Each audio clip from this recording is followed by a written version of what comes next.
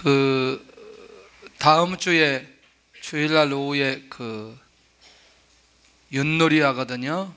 교구별로 하는데 상품이 엄청납니다. 그래서 교구별로 3팀씩 해가지고 윷놀이 한다. 이게 25명이 한꺼번에 할 수 있는 윷놀이가 있습니다. 나오시고, 그리고 혹시 이때 그 좀 기념품이나 이런 것 있으면 추첨해서 마지막 안 가고 남아있는 사람들 나눠주려고 합니다. 할렐루야. 다음 주 오후 예배는 예배가 아주 빨리 끝납니다. 그래서 찬양을 2시 15분 정도 하고 2시 30분 정도면 예배가 다 끝나고 2시 반부터 윷놀이가 시작될 겁니다. 윷놀이도 우리 굉장히 중요한 거죠. 성도의 교제 중에 빼놓을 수 없는 건데 다음 주에 같이 꼭 참여해 주셨으면 좋겠습니다. 명절 때 영성 관리가 잘 되어야 이렇게 잘 이어질 수 있습니다. 그래서 우상 숭배라든지 이상한 데 가지 않도록 그렇게 깨어 있기를 바랍니다. 가지도 않아야 될 때 가가지고 영적으로 막 다운되고 와가지고 회복하는데 2달 걸리고 뭐 그런 일 안 생기도록 미리미리 기도해 하시기를 바랍니다. 그래서 정말 이번 명절은 또 하나님의 은혜를 나누고 올 수 있도록 뭐 집에서 뭐 형제들끼리 고스톱이야 뭐 아주 재밌게 오락으로 하겠지만 또 도박으로 가면 또 안 되겠죠. 또 고스톱치다 집안에 싸움 나고 또 이리저리 집으로 가버리고 또 돌아오고 뭐 이러지 않도록. 그리고 딴 건 좀 다 주세요. 그런 거 형제들끼리 아주 뭐 오락으로 하는 건데, 그리고 따가지고 또 가지고 와가지고 반찬 사고 뭐 그러는데 그런 사람들은 없기를 바랍니다. 그런 거는 그 자리에서 다 해결해야 돼요. 따라서 하겠습니다. 새로운 은혜. 오늘도 어떻게 이 새로운 은혜가 임하여지는지 몇 가지 우리가 좀 핵심이 있습니다. 어떤 때에 새로운 은혜가 임하는지, 그 다음에 누구에게 새로운 은혜가 임하는지, 그 다음에 새로운 은혜의 내용이 무엇인지 정리됐나요? 자, 어떤 때 누구에게 어떤 내용으로 새로운 은혜가 임하는지 이것만 딱 기억하면 오늘 전체 말씀에 깊은 은혜 속에 들어가고 또 우리가 이해하는 데 어렵지가 않습니다. 그래서 우리가 좀 이해를 돕기 위해서 하나님의 은혜를 받았던 사람과 때가 어느 때인가를 미리 좀 이해를 하면 훨씬 더 오늘 전체 본문이 이해가 될 거라는 거죠. 첫째는 아브라함이 하나님으로부터 응답을 받은 이후에 25년 만에 이삭의 응답을 받게 됩니다. 쉽지 않은 상황이고 이미 끝났다는 상황이고, 그리고 하나님이 하시지 않으면 안 되는 그때에 아들을 얻게 되어집니다. 두 번째는 이스라엘 민족이 430년 동안 노예 생활하고 그들의 신음소리가 하나님 앞에 상달되고 그리고 출애굽의 역사가 시작됩니다. 우리가 잘 아는 대로 노예는 전쟁할 수가 없습니다. 노예는 노예로 끝나는 겁니다. 그러니까 결국 아무도 이 출애굽의 역사를 만들어낼 수 없을 그때에 430년 만에 하나님께서는 이스라엘 백성들을 출애굽시키는 것을 보게 됩니다. 세 번째는 80년 만에 하나님의 사람 모세를 부르십니다. 마지막 40년을 위해서 하나님께서 모세를 부르시는데 성경학자들은 이렇게도 말하죠. 더 이상 이제 삶의 의미가 없는 이 모세, 10년도 아니고 40년씩 이 광야에서 양만 쳤던 이 모세에게 하나님의 부르심이 있습니다. 네 번째는 우리가 잘 아는 대로 그 사자굴 속에 들어가 있던 이 다니엘, 죽음의 위기, 더 이상 일어날 수 없는, 하나님의 역사가 아니면 일어날 수 없는 그러한 때에 하나님께서 은혜를 베풀어 주시는 것을 보게 되더라는 것이죠. 할렐루야. 혹시 여러분들은 안 더웁습니까? 더웁죠? 저는 저만 더운 줄 알고 지금 이상하다, 내 몸이 갑자기 옛날로 돌아갔나. 그 뒤에 문 좀 열어주시고요, 앞에도 제가 문을 열고 좀 하겠습니다. 또 에어컨 키기는 좀 그렇고. 혹시 더운 분, 그래도 더우면 그 에어컨을 틀어도 될 겁니다. 문을 아예 확 열어주시죠. 뒷문을 한쪽만 열지 말고 공기가 좀 왔다 갔다 해야 되는데, 왜냐하면 이게 산소가 없으면 굉장히 졸리고 이렇게 피곤합니다. 10분 설교했는데 1시간 설교한 것 같고, 설교 길다고 또 막 투덜거리다가 은혜도 못 받고 가는 수가 있어요. 자, 그러면 이 시기가 어느 시기인지 한번 우리가 살펴보면 굉장히 중요한 겁니다. 이 두 가지로 살펴볼게요. 하나는 정치적인 상황이고 하나는 영적인 상황입니다. 그런데 이 정치적 상황을 보면은 이 시대가 어느 정도 시대였는지 좀 이해할 수 있는데, 헤롯이라는 왕, 유대왕 헤롯 때 하나님의 은혜가 주어졌거든요. 그러면 헤롯이 누구인가는 좀 알아봐야 되잖아요. 이 이두메인으로 그 야곱 족속인 유다 백성들에게 입장에서 보면 원수 같은 사람이거든요. 조금 더 가봐야 돼요. 헤롯 대왕은 에서의 후손이고 에돔 족속에 속한 자입니다. 혹 성경을 볼 때마다 에돔 족속은 항상 이스라엘 민족이 훈련받을 때에 채찍으로 사용되었던 사람들이에요. 족속들이에요. 그러니까 이들의 입장에서 그렇게 반가운 사람은 아니란 말이죠. 근데 이 사람이 유다를 다스리는 왕이란 말이에요. 그러니까 절대로 신분적으로나 어떤 출생적으로 이 유다 왕이 될 수 없는 자가 지금 헤롯 대왕이에요. 근데 어떻게 해서 이 사람이 왕이 될 수 있었느냐? 다른 것보다도 이 노마와 관계가 매우 좋았어요. 그러다 보니까 왕이라는 칭호를 노마에서 얻고 유다를 다스리는 그런 왕이 되어진 걸 보게 됩니다. 그러니까 자기의 의지는 아니지만 노마에서 이 사람을 세워서 유대를 다스리도록 하기 때문에 이 사람은요 너무너무 재미있는 사람이에요. 자기의 목적을 위해서는 무슨 일이라도 할 수 있는 사람인 거죠. 그게 조금 더 가보면 이 사람이 어떤 상황인지 좀 알 수 있어요. 어느 정도 포악하고 잔인함이 있느냐? 혹시 여러분들 기억하시나요?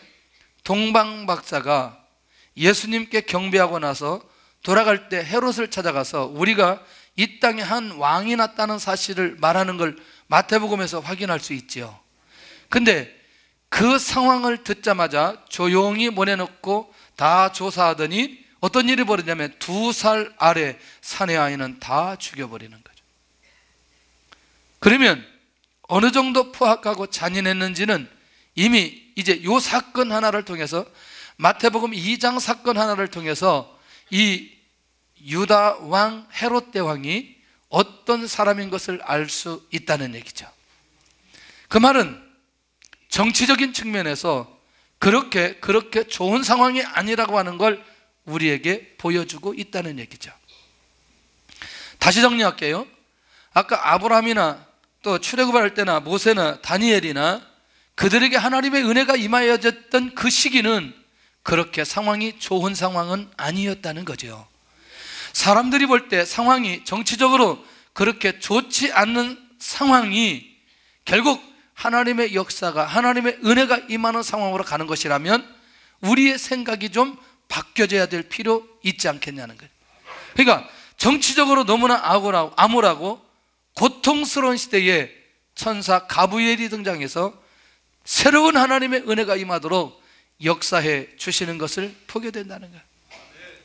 자, 그러면 이 때에 대한 상황들을 우리가 조금씩 어떤 감각들이 우리 안에서 살아나야 되는 것을 보게 됩니다.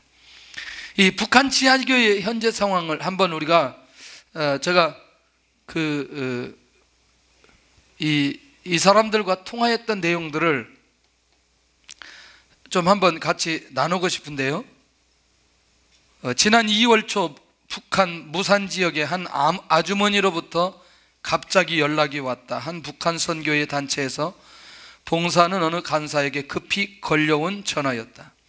낯선 아주머니의 음성이었지만 이미 울먹이는 목소리가 심상치 않았다.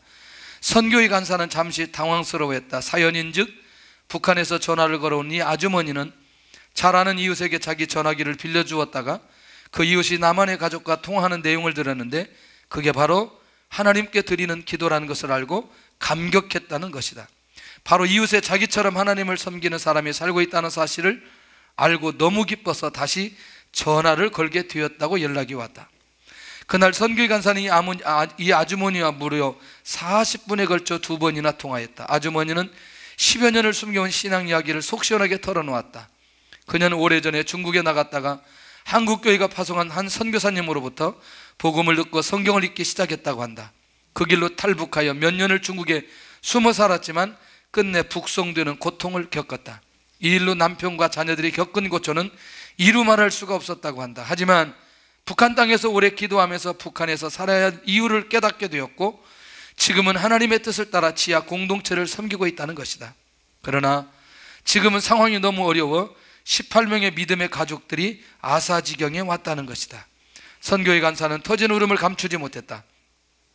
이 아주머니에게는 이 지면에 공개할 수 없는 많은 이야기가 있다. 그것은 하나님께서 고통받는 북한 사람들과 함께 하시는 놀라운 증거의 이야기들이다. 이 아주머니는 때마다 공급하시고 도우시는 하나님의 손길을 날마다 느끼고 있다며 척박한 현실에도 두렵지 않다고 전해왔다. 그리고 이사야 41장 10절 말씀과 시편 23편을 암송하고 또 찬송가 주 안에 있는 나에게 딴 것이 있으랴 나 어느 날 꿈속을 헤매며 주는 나를 기르시는 목자를 연이어 부르며 하나님을 찬양하며 감사의 눈물을 흘렸다고 한다. 이 간사는 휴대폰을 통해 들려오는 생생한 음성에 너무나 감격하여 그 격정을 감당하기 어려웠다고 전했다. 북한 성도들은 장차 남한 성도들을 감격시키고 부끄럽게 할 많은 이야기를 준비하고 있는 것이다. 이런 내용이 그 외에도 많이 있는데 시간이 많이 가서 결국 아무리 정치적으로 힘들고 어려운 상황 속에서도 하나님께서 은혜를 주시려고 작정하면 지금도 하나님의 은혜는 여전히 임할 수 있다는 사실을 우리에게 보여주고 있다는 것입니다. 두 번째는 어떤 시기냐? 영적인 측면에서 지금 이들이 어떤 시기에 있는가를 살펴볼 필요가 있다는 거죠. 선지자가 사라진 지 400년이 지난 시기였다는 거죠. 다시 정리하면 하나님께서 사람을 부르시지 않고 하나님의 말씀을 허락하시지 않기 때문에 그렇게 부르시지 않고 말씀을 허락하지 않았던 시기가 400년, 구약의 말라기 선지자가 떠난 이후로 지금까지 한 번도 하나님께서는 이 백성에게 말씀하신 적이 없는 때였다는 거죠. 가장 긴 세월을 하나님의 계시 없이 살았던 시기였다는 거죠. 나중에 혹 우리가 중간사를 들으면 이해할 수 있는 부분들이 하나 있는데 이때 공자, 맹자, 소크라테스, 석가모니가 이 400년 기간에 다 태어났다는 거예요. 충격적인 거죠. 그런데 이 400년 동안에 하나님께서는 아무런 말씀 안 하시다가 드디어 오늘 사가랴에게 하나님께서 말씀하시는 그때였다는 거죠. 유다 백성들은 하나님의 음성을 들을 길이 없었어요. 몇 년 동안? 400년 동안. 왜? 하나님이 말씀하시지 않았기 때문에. 그리고 말씀 받을 수 있는 그릇이 준비되지 않았고 하나님의 때가 되지 않으므로 하나님의 음성을 들을 길이 없었다는 것입니다. 그런데 한 가지 남아있는 게 있었어요. 그게 뭐가 남아있느냐? 형식적인 제사의식만 남아있었다는 거죠. 그러니까 은혜도 없이 하나님의 감동과 하나님의 역사 없이 제사의식만 행하는 그런 시기였던 것을 보게 됩니다. 그러니까 이게 최선이었죠. 하나님 앞에 제사하는 이것이 그들에게 최선이었기 때문에. 그런데 놀라운 건요, 이 제사의식조차도 더럽혀진 성전에서 제사를 드려야 된다는 거예요. 좀 이거 설명이 필요합니다. 더럽혀진 성전, 그건 다름이 아니고 유대인들의 마음을 사기 위해서 누가 성전을 지었느냐? 헤롯이 성전을 지었다는 거예요. 하나님의 명령과 말씀에 의해서 지어진 솔로몬 성전 같은 성전이 아닌 헤롯 성전이라는 거죠. 그러니까 이거는 뭐냐? 유대인들의 마음을 잠재우기 위해서, 다시 말하면 인기를 얻기 위해서 지어진 그 성전에서 제사가 드려졌던 상황이라는 거죠.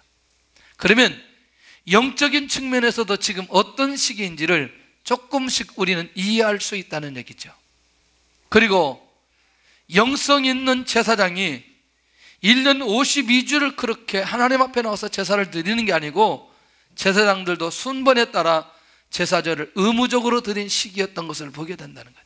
형식적인 제사와 의무에 의해서 드려져야 했던 이 제사, 이런 영적인 세계에 결국 그들이 하나님의 은혜를 경험하는 이 시간이 다가오고 있는 것을 보게 되더라는 거죠. 북한에 보면 봉숙교회가 있습니다. 봉숙교회 잘 아시나요? 봉숙교회는 정치적인 교회입니다. 그리고 믿는 사람들이 와서 예배를 드리는 것이 아니고 그냥 간부들이 와서 홍보용으로 만들어 놓은 예배당이에요, 말하자면. 그러니까 그 안에 하나님의 임재를 경험하거나 하나님의 역사를 느낄 수 없는, 그곳에서 설교도 많이 했다고 많이 얘기하는데 그 설교하기 위해서 적지 않은 돈을 지불해야 된다는 거예요. 왜? 거기 가서 설교하는 게 수원인 분들도 있기 때문에. 이렇게 정치적인 목적으로 세워진 교회 안에서 결국엔 정치적인 목적으로 또 그렇게 가는 그 상황 속에서도 한쪽에서는 이미 하나님의 은혜가 임하고 있고 하나님의 역사가 일어나는 곳도 있다는 사실을 기억해야 된다는 거예요. 비록 그런 현실 속에서도 하나님께서 은혜를 주시기로 작정만 한다면 지금도 하나님의 은혜는 임할 수 있다는 것입니다. 놓치지 않기를 바랍니다. 그러면 정리된 게 뭐냐면 정치적으로 영적으로 암울하고 회복될 수 없고 더 이상 하나님의 임재를 경험할 수 없는 상황 속에서라도 하나님께서 한번 계획하시고 이제부터 하늘문을 여시고 역사하시러 작정하는 순간부터 하나님께서 은혜를 내려주시는데, 그러기 위해서는 뭐냐? 이제는 하나님의 말씀이 선포되고 회복되어져야 될 때, 그것이 어디든지 하나님의 새로운 은혜가 필요할 때라고 생각합니다. 그렇다면 두 번째는 누구에게 새로운 은혜를 주시기 시작하였느냐, 누구에게 새로운 은혜를 주시기 시작했느냐, 이 누구가 굉장히 중요합니다. 누구에게? 아비야 반열에게 있었던 제사장에게 주시는. 근데 이걸 좀 잠깐 좀 설명을 하기 위해서 여기 본문에 아비야 반열이 나왔기 때문에 이걸 좀 설명할 필요가 있는데, 유대의 제사장은 전체로 2만 명 정도가 됩니다. 2만 명? 적어요? 많아요? 많아요. 이들은 가문에 따라 24반열로 1000명씩 나뉘어져 있습니다. 갑자기 금요일 날 감기가 와가지고 보니까 왜 금요일 날 설교가 빨리 끝났나 봤더니 감기 들어가지고 제가 몸이 몽롱해졌어요. 그래서 설교가 좀 빨리 끝났어요. 오늘도 빨리 끝날 것 같아요, 느낌이. 근데 이 어느 때 정비가 되냐면 다윗 왕 때 정비가 되어졌어요. 재밌는 건요, 이 다윗 왕 때 이제 아론의 두 아들 엘라살과 이다말 후손들을 24반열로 했다. 그냥 기억만 하세요. 뭐 복잡하게 이렇게 정리하려고 하지 말고. 근데 1년에 2번씩 일주일씩 성전 봉사를 하게 하는데, 명맥만 유지했던 이 제사장 그룹의 성전 봉사가 특별히 이스라엘 민족 유다 백성들이 망함으로 포로로 잡혀가서, 뭐냐면 이게 다 끊겨져 있어요. 가장 비극적이고 영적으로 매우 어렵고 무거웠던 그런 시대에, 그런데 너무너무 놀랍게도 포로에 귀환하면서 내 반열만 귀국하게 되어집니다. 그나마 명맥을 유지할 수 있었던 이 포로 귀환 반열의 제사장 그룹들이 그 안에 있었어요. 그런데 이 부분이 중요하다는 거죠. 어느 세대에 와서 이게 에스라를 얘기하면 반드시 누구를 얘기해야 되느냐? 느헤미야를 얘기해야 돼요. 그래서 이 시대에 본래대로 재조직해서 24반열이라는 이름으로 유지하게 되어집니다. 그래서 결국 뭐냐면 제사장들의 조직도 회복되어져서 지금 이제 쭉 내려오는 상황 속에 있었다는 거죠. 그럼 지금 누구 얘기하려고 이렇게 얘기하느냐? 사가랴 얘기하려고 이렇게 얘기하는 거죠. 사가랴는 아비야 반열로 8번째 반열의 속하게 되어진 사람이라는 거예요. 그런데 재미있는 건 이 사가랴는 이미 조상 때부터 구별된 삶을 살았던 제사장 그룹이었다는 겁니다. 그럼 좀 배경에 대해서 이해할 수 있고, 이때 당시 구약이나 신약에 예수님 당시까지 왔던 이 제사장의 이 그룹들에 대한 내용들을 좀 이해할 수 있습니다. 여기서 한 가지 이제 놓치지 않아야 될 건, 이미 하나님께서 새로운 은혜를 주시기 위해서 지금까지 뭘 준비했느냐? 구루터기를 준비하시고 지금까지 기다리시고 지금까지 그들을 인도해 오셨던 것을 보게 되더라는 거예요. 너무너무 놀라웠게도 그 형식 안에도, 그 제도 안에도 하나님께서 일하시는 게 있더라는 거예요. 우리가 이제 좀 오해하고 있는 부분들이, 중국에 가보면 삼자교회와 지하교회가 있는데, 삼자교회는 복음이 없다고 얘기하는 분들이 간혹 있어요. 그리고 대부분 선교사님들이 지하교회를 사역을 하니까 지하교회의 관계를 하다 보면 지하교회의 열정이나 지하교회의 순수함이나 또 지하교회의 헌신도만 얘기하다 보니까 삼자교회는 잘못된 거고 그렇지 않은 교회라고 얘기하는데, 그런데 목회자의 누구냐에 따라서 삼자교회에도 예수님 믿는 사람은 구원받고요, 삼자교회 목회자 안에도 깨어있는 사람들이 있더라는 거예요. 혹시 우리가 이 모든 것들을 한꺼번에 정리해서는 안 된다는 거죠. 놀라우게도 왜 우리가 그렇게 봐야 되냐면, 여기도 지금껏 그 수많은 제사장들이 그 수많은 제사를 의무적으로 형식적으로 드리지만 그 안에도 누구와 같은, 사가랴와 같은 사람이 그 안에 있었던 것을 보게 되더라는 거죠. 그러니까 우리는 일방적으로 다 매도해서는 안 된다는 생각이 들고, 이런 은혜를 내려주시기 위해서 그루터기를 준비하신 하나님, 응답받을 사람을 기억하시고 그에게 응답 내려주시기로 작정하신 하나님. 그런데 이 사가랴에게 24반열 중 아비야 반열에 이 사가랴에게 은혜를 베풀어 주시는데, 너무너무 놀랍게도 이들이 제사장 가문끼리 결혼한 사람들입니다. 이 아론 가문의 처녀 엘리사벳과 사가랴가 결혼하게 되어지는 걸 보게 됩니다. 제사의 직무를 위해서 부름을 받고 앞으로도 살아가야 될 사람들. 그러니까 아예 태어나면서부터 이 사람들은, 우리는 제사장 삶을 살아가야 되는 그런 사명을 가지고 태어난 사람들이라는 거죠. 근데 이제 그것도 더 중요하지만, 여러분들 그렇다고 해서 그러면 제사장 그룹들만 하나님께서 은혜를 내려주시고 일반 평민에게는 은혜를 내려주시지 않느냐? 그런 건 아니잖아요. 만약에 그렇기로 한다면 예수님 당시에 예수님 믿고 치유받고 구원받고 회복된 수많은 사람들은 무엇이냐는 거죠. 특별히 하나님께서 이런 계시를 해줄 때 이런 한 과정이 필요했다는 사실과, 예수님 당시에 이 모든 것들을 통틀어서 지난주에 얘기했잖아요. 유대인과 선민들 동일하게 복음의 역사가 일어났고, 종과 주인과 상관없이 복음의 역사가 일어났고, 남자와 여자와 상관없이 복음의 역사가 일어났다, 이렇게 말씀드렸습니다. 그러니까 이것이 복음 안에서는 모든 사람들에게 평등하게 은혜를 주어졌다는 사실을 일단 기억하고 말씀을 받을 수 있기를 바랍니다. 그러니까 오늘 이 시점에서는 엄청난 이 요한의 응답을 주시기 위해서는 하나님 앞에 이 사가랴의 가정이 굉장히 필요했고, 그 가정이 어떤 가정이었는가를 이해해야 된다는 거죠. 하나님 앞에 어떤 모습으로 살았느냐? 의인으로 살아왔던 사람들의 모습을 발견할 수 있습니다. 그러면 의인이라고 말할 때 어느 정도의 기준점이 있느냐? 하나님의 명령을 온전히 지키었던 사람들, 그리고 하나님께 전적으로 헌신하고 경건한 삶을 살았던 사람들, 이렇게 본다는 거죠. 하나님 앞에 헌신하고 자기 삶을 죄를 짓지 않도록 자기 자신을 구별해 놓고 하나님의 인도를 받았던 사람, 누구? 사가랴. 그러니까 조금 더 가면 하나님의 계명대로 흠이 없이 살았던 사람들이다. 그러니까 우리말로 표현한다면 영적인 그릇이 준비되고 깨어 있었던 가정이라는 거예요. 괜찮은 거죠. 그러니까 우리가 봐도 일단 어떤 율법적 기준이 아닌 복음적 기준으로 봐도 정말 괜찮은 가정이었다. 하나님 앞에 흠이 없이 행하면서 제사의 직무를 감당했던 사람, 누구? 사가랴에게 할렐루야. 여러분들, 죄를 지었던 사람에게 하나님의 은혜가 임할 수 있나요? 임할 수 있죠. 어떻게 임하게 되느냐?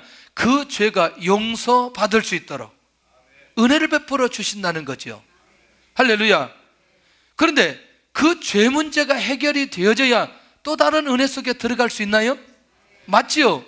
그런데 이미 사가랴는 그들의 가지고 있는 죄의 문제도 해결이 되고 삶의 문제도 해결되었기 때문에 그 다음 단계로 나가는 은혜를 내려주시는 걸 보게 된다는 거예요. 그러니까 우리는 사람에 따라서 하나님께서 주시는 은혜의 농도와 단계가 다르다는 것만 이해하면 된다는 거죠. 여전히 세상 가운데 있는 사람도 지금도 동일하게 은혜를 내리려고 은혜를 받을 수 있다는 거예요. 그런 면에서 이런 시대적인 응답을 받는다는 건 제한되어졌던 걸 보게 된다는 거예요. 하나님 앞에 흠이 없이 행하였던 사람. 자, 보세요. 의인이라고 불렀던 사람이라는 기준이 어디 있느냐 봤더니 노아 때, 노아는 당대 의인이요 완전한 사람이라고 얘기하거든요. 그런데 그 노아에게 주셨던 은혜가 뭐냐면 그 멸망의 시대에 노아를 부르시고 그 다음에 노아를 구원하시고, 그리고 이 땅에 있는 모든 축복을 누구에게 주시느냐? 노아에게 다 주시는 거예요. 할렐루야. 그러니 구원의 문제와 사명의 문제와 또 다른 하나님의 언약을 이뤄가는 이 과정 속에 주시는 이 은혜, 그리고 그 현장에서 응답을 받아가는 사람, 오늘 이 사가랴, 이 부분에 대해서 우리가 놓치지 않아야 된다는 것이죠. 정말 귀한 사람이에요. 지금도 하나님께서 이런 사람을 찾고 계시는 것을 보게 됩니다. 할렐루야. 예를 들어서 제가 이제 가끔 어디 가서 이제 저를 소개할 때 제일 먼저 제가 소개하는 게 다른 걸 소개하지 않고 이런 소개합니다. 저는 제 의지와 상관없이 저희 어머니가 뱃속에 넣어놓고 서원해가지고 제가 꼼짝없이 목사가 된 사람입니다. 제가 이 비밀을 이걸 감사하는 비밀을 깨닫기까지는 정말 불평을 많이 했어요. 왜 불평을 했느냐? 일단 나한테 물어봐야 된다. 나한테 확인을 해보고 내 인생의 진로에 대해서 결정을 해야 되는데 나한테 묻지도 않고 내가 아무 말도 하지 못할 그 뱃속에 넣어놓고 나를 그렇게 목사로 헌신시킨다. 말이 안 된다는 거지 이게. 근데 한편으로 이렇게 생각해 보는 거죠. 그러면 불신자가 아이를 배에 넣어놓고 하나님 이 아이를 목사로 내가 바치겠습니다 이렇게 말할 수 있겠냐는 거죠. 그건 없다는 거죠. 최소한도 기도의 비밀과 사명을 아는 사람이 내 안에 있는 아이를 하나님 앞에 드리겠다고 그렇게 말할 수 있는 것 아니냐는 거죠. 이해되나요? 다시 정리할게요. 결국 이제 사무엘도 나오지만 이 요한도 하나님 앞에서 이미 부모님들이 어떤 비밀을 깨닫고 하나님 앞에 계시의 음성을 듣고 그것에 대한 결과 속에서 나와질 때에 그것이 계시를 통해서 하나님의 뜻을 이루어가는 과정 속에 새로운 은혜 속에 들어갈 수 있다. 그러면 지금 이 순서 제사장 반열에서 그 다음에 지금 하나님 앞에 의인의 모습으로 인정을 받고 그리고 그가 하나님의 계시의 음성을 들을 수 있을 그때에 시대를 향한 하나님의 은혜가 그에게 주어지는 것을 보게 된다는 거죠. 이 과정에 대해서 좀 이해했으면 좋겠다는 거죠. 그러니 지금 우리가 보편적으로 살아가는 우리들에게 있어서 충분히 사가랴가 받을 수 있는 그런 은혜를 받을 수 있다는 것이죠. 꼭 그것이 지금 아들이 아니어도 지금 응답받을 수 있는 거 아니냐는 거죠. 그러니까 우리는 좀 그렇게 하니까 그러면 본문 문자적으로 봐서 우리 모두 그러면 엘리사벳처럼 모두 다 아들을 낳아야 새로운 은혜가 임했다고 말할 수 있겠냐? 그런 건 아니라는 거죠. 이 가정에 엘리사벳이 잉세를 못하는 때에 잘 보셔야 돼요. 누구에게 은혜를 내려주셨느냐? 사가랴에게 은혜를 내려주셨어요. 그리고 그 사가랴가 어떤 사람인지를 오늘 본문을 통해서 우리에게 밝혀주고 있어요. 그리고 그 사가랴에게 지금 어떤 상황인지 엘리사벳이 잉태를 못했는데 결국 뭐냐면 나이가 많이 들어있었던 상황. 하나님은 항상 위기 속에 하나님의 역사가 시작되는 것을 보게 됩니다. 그때 하나님의 은혜가 임할 때에 가장 중요한 건 하나님에 대한 믿음의 자세가 우리가 어느 정도 정리되어져 있는지가 중요하다는 거죠. 정리할게요. 이 말이 뭐냐면 아이가 없지만 나이가 들어서도 아이가 없지만 원망하지 않고 주어진 직무에 최선을 다했다는 거죠. 자기에게 제사의 직무가 주어졌을 때에, 아니 그 이전에라도 그런 마음을 가지고 이 사가랴가 살았기 때문에 하나님께서 오늘 이 결정적 순간에 새로운 은혜가 역사적으로 사가랴 집안이 아니고 유대민족 전체 인류 역사에 하나님께서 처음으로 말씀하시고 드디어 은혜를 베풀어 주시는 것 아니냐는 거죠. 이게 요한의 것만 되냐고요? 이게 사가랴의 것만 되냐고요? 이게 엘리사벳 것만 되냐고요? 온 인류에게 400년 만에 하나님께서 말씀하기 시작했는데 이 통로가 사가랴가 되고 엘리사벳이 되는 것이라면 얼마나 놀라운 은혜나. 이거 선택 자체만으로도 하나님의 주신 은혜라는 것을 고백할 수밖에 없다는. 자식이 없는 건 당시에 큰 마음의 어려움을 겪는 상황입니다. 그것은 수치 하나님께 의한 죄의 형벌로 알았기 때문에 마음적 어려움이 있을 수 있었지만 원망하지 않고 지금까지 믿음을 가지고 살아왔던 이들, 그러면서도 아이가 없는, 잉태를 못하는 때에 결국 마음의 큰 위기와 어려움 속에 있을 때에 하나님께서 은혜를 내려주시는데, 이것도 일반적인 은혜가 아니고 예수 그리스도가 이 땅에 오시는데 그 오실 길을 예비하는 선구자로 선택된 은혜를 주시는 거예요. 쉽게 말하면 엘리사벳에게는 아들이 필요했는데 하나님의 나라에 예수님 앞에서는 예수님이 이 땅에 오신다는 먼저 말할 사명자가 필요했다는 얘기예요. 그러니 이렇게 말하죠.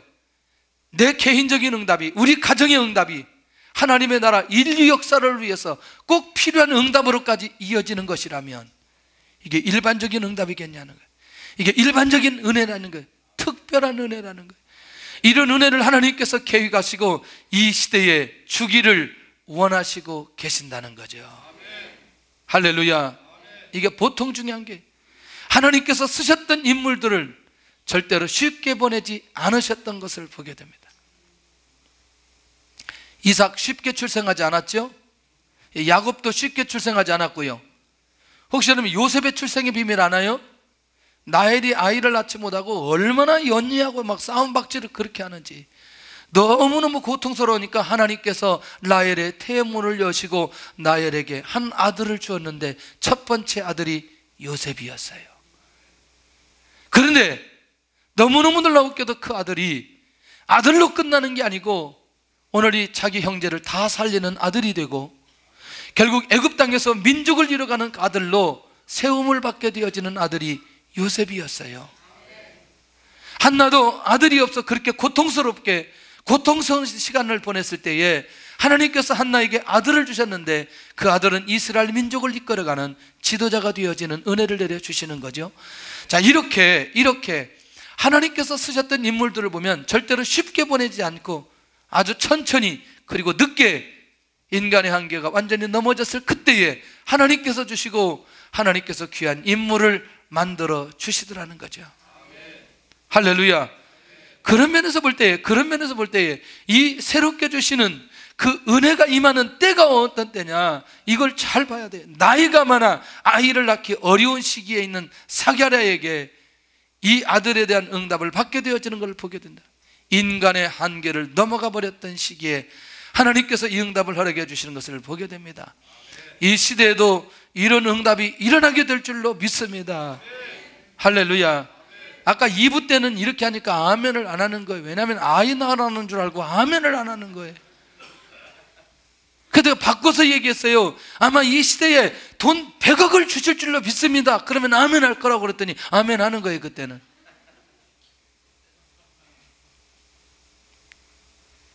우리에게 꼭 필요한 응답들을 하나님께서 허락해 주실 줄로 믿습니다. 물론 지금도 믿음이 있어서 내가 아이를 낳아서 이런 사가랴처럼 역사가 일어나면 좋겠다.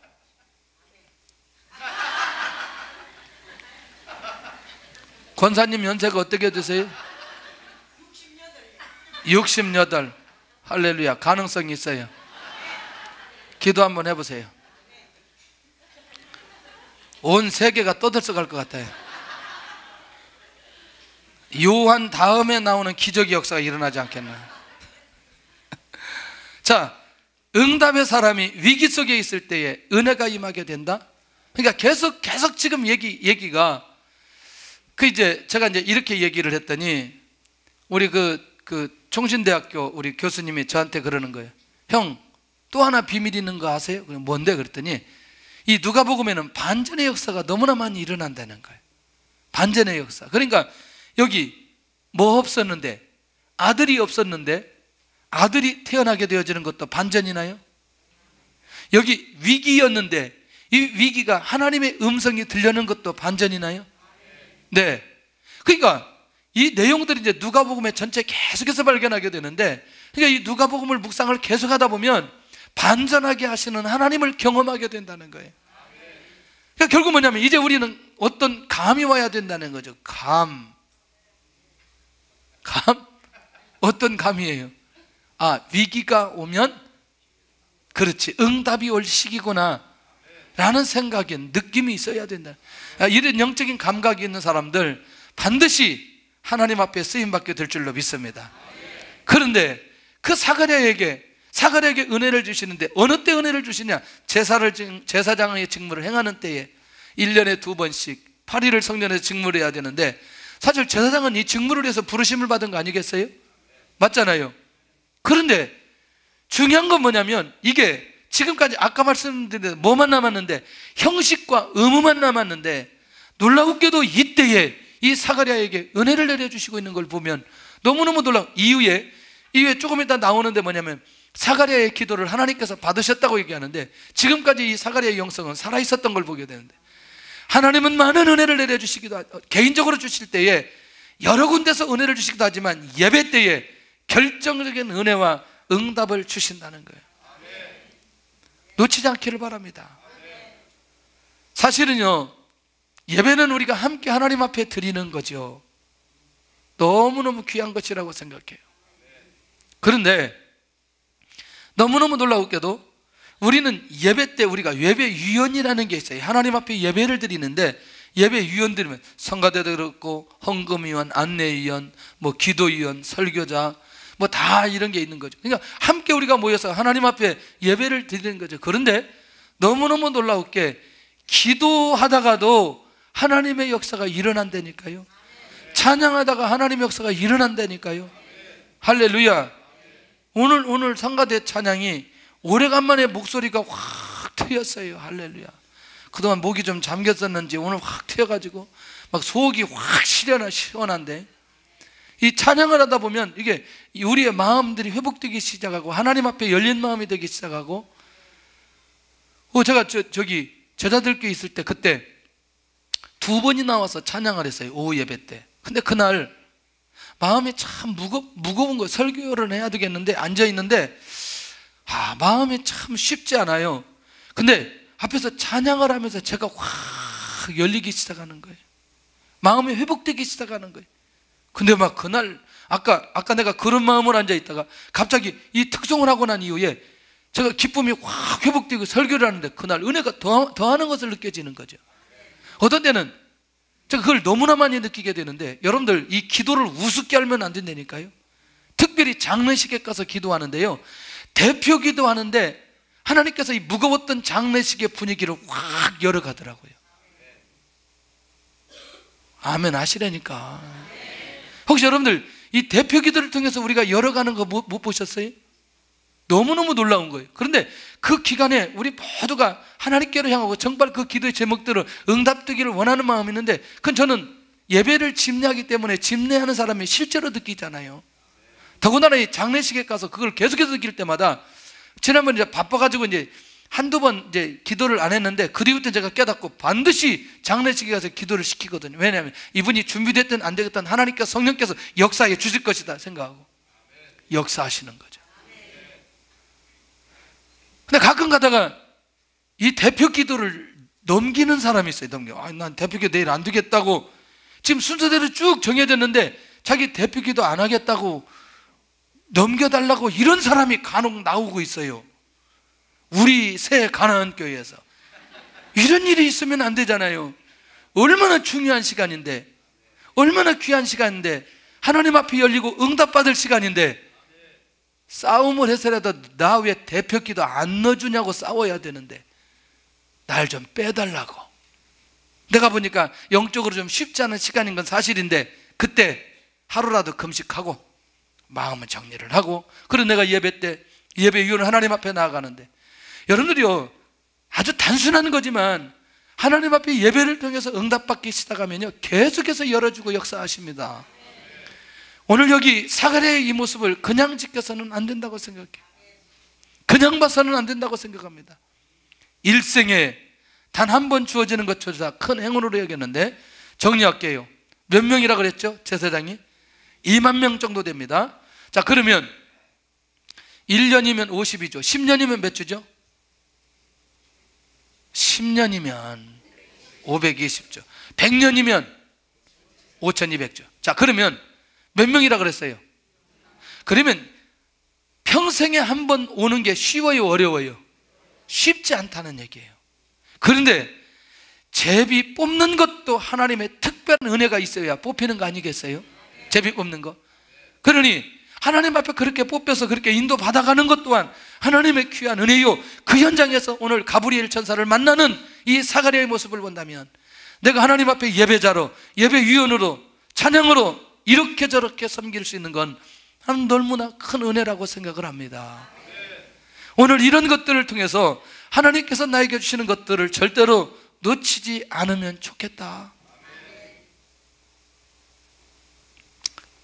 토요일만 되면 다른 게 잘 안 잡히는 거죠. 왜냐면 주일날 제가 예배를 인도해야 되니까. 근데 이게요, 약간 긴장하면서 이게 하루를 준비하고 그 다음에 주일도 계속해서 말씀을 선포하고, 그런데 처음에는 이게 참 굉장히 부담이 되기도 하고 쉽지 않았는데 시간이 지나면서 주시는 은혜가 더 많이 있는 거예요. 하나님의 말씀을 선포하기 위해서 내 자신을 준비하게 만들고, 그것도 안 되니까 목욕탕에 가서 또 기도하게 만들고. 목욕탕에 기도하는 난 정말 너무너무 좋아요. 목욕탕 하루 종일 목욕탕에 있으라고 난 있을 것 같아요. 그냥 냉탕 온탕 막 사우나 가가지고. 왜냐하면 기도하는 게 그렇게 좋아요. 근데 그런 느낌이죠. 막 뜨거울 때 막 기도 막 해가지고 땀 막 날 때까지 막 기도하다가 나오고. 너무너무 재밌어요. 여러분들 찬물 들어가면서 찬물 막 이게 오금이 저리는데 그때까지 막 견디다가 기도하다 또 나오고.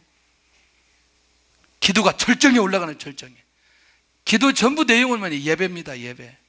하나님 예배 가운데 하나님 은혜를 내려주시고, 예배 가운데 하나님의 응답 있게 하여 주시고, 온 성도들이 예배 가운데 하나님 앞에 나아가게 주옵소서. 여러분들 예배 드리다가 사가랴처럼 이런 은혜를 경험할 수 있기를 바랍니다. 그러니까 결국 뭐냐면 제사장의 반열, 제사의 직무에 뽑히는 일, 하나님의 음성을 듣는 일, 이 모든 것들이 결국 사가랴에게 있어서는 하나님의 은혜인 거예요. 하나님의 은혜인 거예요. 평생에 자식의 자신의 이런 직무가 오기 어려운 때 제비부가 들어가는 이 제사장 직무, 이미 은혜 받을 수 있는 이 모든 것들을 출발하고 인도받는 사가랴의 모습을 발견할 수 있다는 거죠. 그러니까 이미 자 제사장, 그 다음에 성전에서 제사 드릴 수 있도록 하고, 그 다음에 지금 이 시대적으로 지금까지 400년 만에 드디어 이 사가랴가 응답받는 이 역사적인 현장이 계속 출발되어 가고 있는, 이게 절대로 우연은 아니라는 거죠. 오늘도 혹시 억지로 교회 끌려 나오신 분들이 있다면 자유하시기를 바랍니다. 할렐루야. 자유롭게 나오시기를 바랍니다. 이게 예배는 끌려 나오는 게 아닙니다. 우리가 도살장 가는 것도 아닌데 이게 나오다가 예배를 드리다가 이런 은혜를 받을 수 있어요. 제사일은 자신 생애의 최고의 영광이요 은총인 것을 보게 된다는 거죠. 그러면서 이제 그가 분양하기 시작하는 것을 보게 된다는. 그러니까 간단하죠. 뭐 큰 거 원하지 않고 하나님께서는 이 예배 때 자기 자신의 사명을 감당하고 하나님의 인도를 받아갈 때 하나님의 역사가 일어나는데, 세 번째, 누구를 통해서 은혜를 내려주시냐는 거예요. 자, 하나님의 은혜는 어느 때에, 두 번째, 누구에게, 세 번째, 누구를 통해서, 그 다음에 무엇을. 중요하지 않아요? 자, 어느 때에 정리됐나요? 그 다음에 누구에게? 사가랴에게. 누구에게? 사가랴에게. 그러면 누가 나타나냐가 중요한 거죠. 주의 사자 가브리엘 천사 하나님 앞에 경배의 자세로 서 있을 때 은혜를 주신다. 나는 어떤 예배의 영성, 어떤 신앙의 영성을 유지하고 지금 내가 살아가고 있는지를 한번 살펴보면 매우 좋겠다. 그리고 나는 그렇다면 누구를 통해서 하나님의 음성을 듣고 하나님의 응답인 걸 확인하고 하나님의 은혜인 걸 확인하는지 중요하지 않나요? 중요하죠. 이렇게 모든 것에 대해서 마음의 문 열려 있고 하나님의 인도받아가는 이 사가랴, 오늘 이제 하나님의 계획이 시작되었고 하나님의 은혜를 내리기로 시작된 이 시점에 사가랴는 정작 그 가브리엘 천사를 보고 주의 사자를 보고 무서워 놀라는 모습을 보여지게 됩니다. 왜? 한 번도 경험해 본 적이 없기 때문에, 누가 말해준 적도 없기 때문에, 왜? 400년 동안 닫혀 있었기 때문에 천사의 모습 보기만으로도 무서워했던 이 사가랴, 하나님의 임재를 어떤 방법으로 경험하고 있는지 굉장히 중요하다는 생각이 들고요. 이런 거죠. 우리가 신앙의 완성은 어디까지 가야 되냐면 신비적인 은혜를 지금도 우리가 체험할 수 있습니다. 그런데 중요한 건 그때 하나님께서 나에게 주신 말씀이 무엇이냐 명확하게 붙들어야 돼요.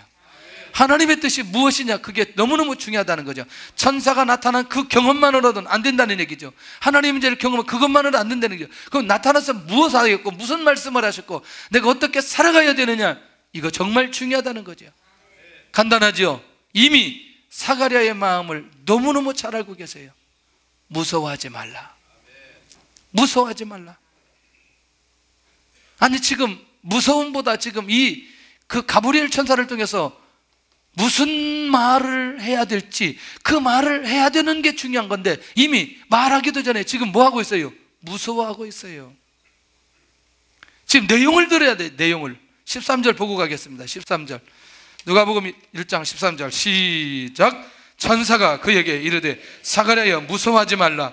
너의 간구함이 들린지라. 내 아내 엘리사벳이 내게 아들을 낳아 주리니 그 이름을 요한이라 하라. 자, 그러면 두려워 말라 말씀해 놓고 갑자기 사가랴를 위로해 주시는 거예요. 위로해 주시는 내용이 뭐냐면 너의 기도를 들었노라. 지금껏 이 기도가 원문에 보면은 단회가 아니고 일회가 아니고 지속적으로 기도드려졌다는 내용이에요. 굉장히 중요한 의미가 있지 않겠어요? 그러니까 사가랴도 어떤 사람이었다? 기도하는 사람이었다. 자, 무서워 말라 하고 그의 마음을 다스려주고 그 다음에 그의 기도를 드렸다고 위로해주고, 그러면서 우리가 한 가지 놓치지 않아야 될 게 하나님께서 쓰셨던 사람들의 가장 기본적인 삶이 있다면 기도의 삶이죠. 기도하는 사람에게 하나님께서 응답하시고 역사해 주시고 인도해 주신다. 다니엘도 이미 내가 기도하면 사자굴 속에 들어가는 사실을 알고도 예루살렘을 향해서 기도했던 다니엘 맞나요? 예. 이미 내 평생의 기도의 삶을 살았던 상황 속에 나에게 결정적인 기도의 제목이 주어졌을 때 그것을 목숨 걸고 기도했던 한나 기억하나요? 예. 하나님께서 이스라엘 백성들 쓸어버리려고 작정할 때에 이스라엘 백성들을 향해서 중보기도하는 모세의 기도, 그때만 기도하였나요? 아니죠. 해와 달을 멈춘 여호수아의 기도를 보면서 어느 날 갑자기 여호수아가 해달만 멈추는 거 그것만 놓고 기도했나요? 기도의 사람이었어요. 하나님과 소통했어요. 사가랴도 이렇게 하나님 앞에 기도하고 지금까지 기도의 삶을 살았던 그것을 하나님께서 들으셨다고 말씀하고 있다는 거죠. 다른 건 몰라도 하나님, 내가 기도하는 것만큼은 내가 어떤 시간을 내서라도 하나님 앞에 기도하게 하여 주옵소서. 이 기도가 우리 안에 꼭 필요하다는 거죠. 그런데 내용이 뭐냐는 거죠.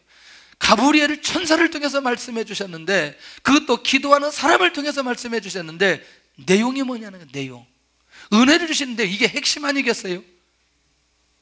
엘리사벳이 내게 아들을 낳아 줄 것이다. 할렐루야. 할렐루야. 사가랴 가정에 놀라운 하나님의 은혜가 임하고 있는 걸 보게 된다. 400년 만에 주신 그 놀라운 은혜, 그것이 엘리사벳 개인의 만족을 위해서일까요? 사가랴 개인적인 만족을 위해서일까요? 자, 가장 출발은 거기서부터 출발되지만 그게 바로 복음을 위해서, 하나님께서 타인을 위해서, 민족을 위해서, 온 민족을 위해서 받는 응답인 것을 믿으시기를 바랍니다. 내가 받아야 될 가장 놀라운 응답은 무엇인가? 한번 우리가 고민하면서 하나님의 인도를 받아가 볼 필요 있지 않겠냐는 거죠. 하나님이 이 시대에 나도 응답받고, 우리 가정도 응답받고, 우리 가문도 응답받고, 교회도 응답받고, 이 민족도 응답받는, 온 세계가 응답받는 그런 응답들을 나에게도 허락하여 주시옵소서. 이 새로운 은혜가 나에게 임하게 하여 주옵소서. 그렇게 기도하면서 오늘 인격적으로 하나님을 만나고 이런 음성을 듣는다면 얼마나 놀라운 일일까. 자기들도 수용하기 어려워서요, 말을 못하거든요. 나중에 말을 못해요. 벙어리가 되어버려요. 너무너무 충격적인 얘기를 들어가죠. 그렇지만 하나님께서 말씀하신 거 그대로 이뤄가시는 것을 보게 된다는 거예요. 그런데 너무나 결정적으로 그 이름은 유한이라 하라. 그 이름은 유한이라 하라. 이건 뭐예요? 확실한 의지가 있는 거죠. 확실한 의지가 있는 거. 주님의 선구자로 이 땅에 와야만 하는 요한, 그 요한까지도 하나님의 약속에 의해서 성취되어지는 인물이라는 거죠. 가정에서는 아들이 필요한 상황이라고 했죠. 오늘도 우리가 받는 응답이 무엇인지 한번 이번 구정 한 주 동안 응답을 받으시면 참 좋겠다. 이제 여기저기 여행도 가고 이렇게 저렇게 움직이는데 하나님, 정말 내가 받아야 될 응답 이번 기간에 좀 받도록 역사해 주옵소서. 결론입니다. 나는 어떤 곳에서 은혜를 받는가? 어떤 곳이 굉장히 중요하죠. 어떤 곳. 두 번째는 내가 응답을 받는 통로는 어떤 곳인가? 어떤 사람인가? 어떤 곳이라고 얘기하지만 어떤 통로, 어떤 사람, 또 어떤 말씀, 이런 게 있지 않겠어요? 뭐 예배 때, 또는 기도할 때, 또는 우리가 전도할 때, 선교할 때, 뭐 집에서, 어디 회사에서, 사업장에서, 뭐 이런 다양하게. 세 번째, 나는 어떤 말씀으로 응답을 받는가? 어떤 말씀, 구체적으로 뭐 내가 큐티할 때 응답을 받는지, 공예배 때 응답을 받는지, 아니면 내가 뭐 통도 갈 때 응답을 받는지, 뭐 다양한 통로가 있을 거라고 생각이 들어요.